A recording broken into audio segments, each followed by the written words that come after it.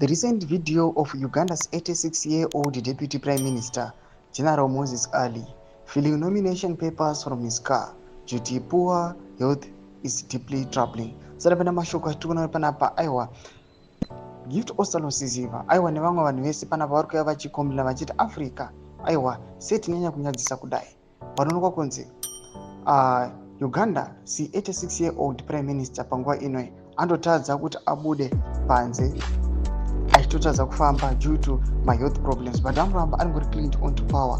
Kuti subscribe or like on the bell icon. Tivina paendo ya osalosiziva amudanyira chiti Africa is a continent of over 1.5 billion people rich in talent, energy and leadership potential. Yet too often we see the same aging leaders clinging to power while the future waits on the sidelines. Leadership is not a lifetime appointment.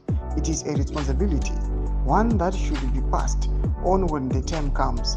Africa deserves leaders who are fit, visionary, and in touch with the lived realities of our people. Back here at home, the same are looting our country, hook, line, and sinker. Fellow Africans, it's time to shape up for the sake of our people and for the future of our continent. Africa is our home.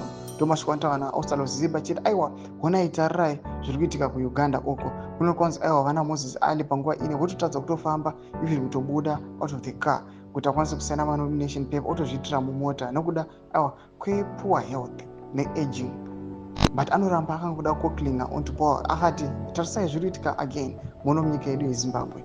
Try the situation.